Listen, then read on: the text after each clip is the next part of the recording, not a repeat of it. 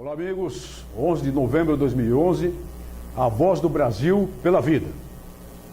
Tivemos a honra de sediar aqui na capital paulista, no Mosteiro de São Bento, entre os dias 3 e 6 passado, o 2º Congresso Internacional pela Verdade e pela Vida, patrocinado pela Human Life International, uma organização que se dispõe e realiza a luta pela vida desde o momento da concepção, que se dispõe e realiza um grande combate pela sacralidade da vida desde o momento da fecundação, que atua decisivamente, embora com recursos muito menores do que as ONGs da morte, em favor da defesa do nascituro, em favor da defesa da vida desde a fecundação.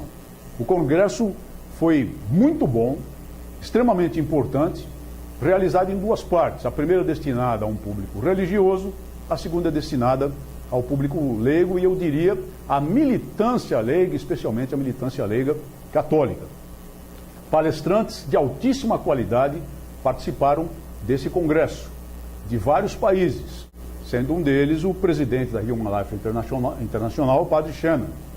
Tivemos palestrantes da Argentina, o Dr. Jorge Scala, que escreveu o importante livro Ideologia de Gênero, e outro livro fundamental, IPPF, a Multinacional da Morte. Um homem extremamente corajoso que anda pelo mundo escrevendo, dando palestras, participando de debates e se dispondo a levar pancadas, como eu disse, dos movimentos feministas e da ditadura homossexual que está aí em toda parte do mundo.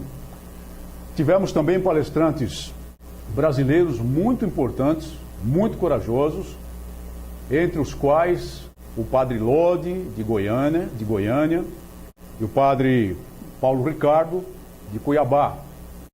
Como importante parte do evento foi entregue ao bispo Dom Luiz Bergonzini, de Guarulhos, que teve a coragem de fazer a denúncia dos propósitos abortistas do governo durante a campanha presidencial, o prêmio Cardeal von Galen, pela sua luta, pela sua coragem.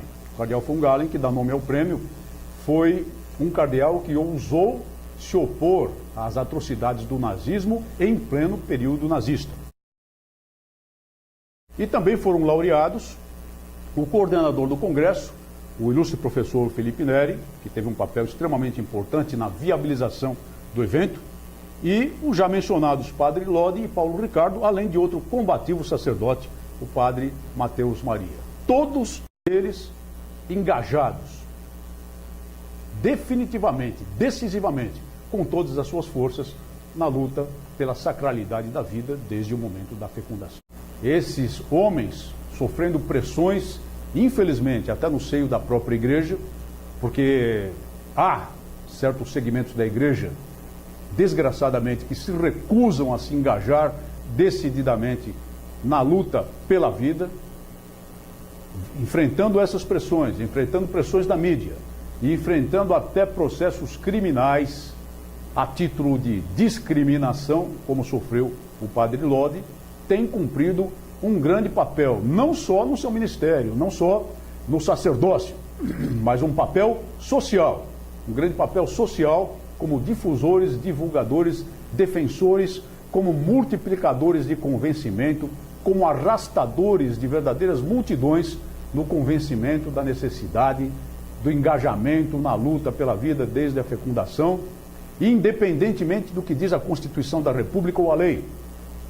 Porque, como sabemos, se nós nos ativermos apenas ao que diz a Constituição e a lei, nós vamos acabar sendo suplantados, esmagados pela militância judicial, pelo ativismo judicial demonstrado na atual composição do Supremo Tribunal Federal. Homens corajosos que merecem um reconhecimento de toda a população brasileira pela sua luta. O Congresso, nos 2 dias destinados ao público leigo, teve um auditório lotado de homens, mulheres e também de crianças, que eu entendi como um símbolo, nenês de colo, que eu entendi como um símbolo daquilo que nós estávamos ali a fazer. Defender a sacralidade da vida, defender a inviolabilidade da vida desde a fecundação, defender o direito que tem uma nação como o Brasil de ter a população adequada para o seu projeto de futuro. Nós temos muito espaço ainda, nós temos muito potencial para acolher muita gente, muitos brasileiros ainda, a fim de construir o futuro dessa nossa grande pátria. Ainda que houvesse razões objetivas para atender às multinacionais financiadas no exterior, pela Ford Foundation, pela Rockefeller Foundation e outras que lutam e atuam pelo controle de natalidade, isso não teria sentido algum no nosso país. Como não tem sentido, muito especialmente, qualquer iniciativa de relativizar o valor da vida humana, exatamente o que essas multinacionais propagam e fazem, e financiam e estimulam em todas as partes do mundo, mas muito especialmente na América Latina. Não vamos nos esquecer também, falei de projeto de poder. Assim como nós temos o projeto de poder nacional, as grandes potências têm o seu projeto de poder. E essas ONGs empregam euros e dólares em massa para diminuir ou controlar a população dos países latino-americanos, certamente por motivos que não são apenas a mera suposta convicção malthusianista da necessidade de que a população seja reduzida ou controlada a fim de evitar o esgotamento dos recursos naturais do planeta, a fim de salvar Gaia, ou Geia, como gostam de dizer que a Terra é, como gostam de chamar a Terra, que muitos movimentos dizem até que é um organismo vivo parasitado pela humanidade. Parasitado pela humanidade. Vejam até onde vai o conceito destrutivo e o conceito anti-humano, podemos dizer, dessas correntes. O propósito vai muito além. Garantir as reservas naturais, sim, mas não para essas pessoas que moram, que vivem nos países onde elas estão. Garanti-las para exploração futura, sob certas circunstâncias, de outras potências representadas, na verdade, por trás dos bastidores, por essas ONG. Nós não podemos deixar de examinar esse cenário, não podemos deixar de pensar a ação dessas ONGs com base exatamente em dispositivos de poder e de asseguração de bases territoriais e de recursos naturais para elas, para aqueles que as financiam, e não para os países latino-americanos, principalmente o Brasil, o mais importante deles, que tem de se desenvolver, que precisa crescer e que deve, racionalmente, é claro, racionalmente, utilizar os seus recursos naturais para essa finalidade. Nesse sentido, o segundo Congresso Internacional pela Verdade e pela Vida foi de uma franqueza crua e dura.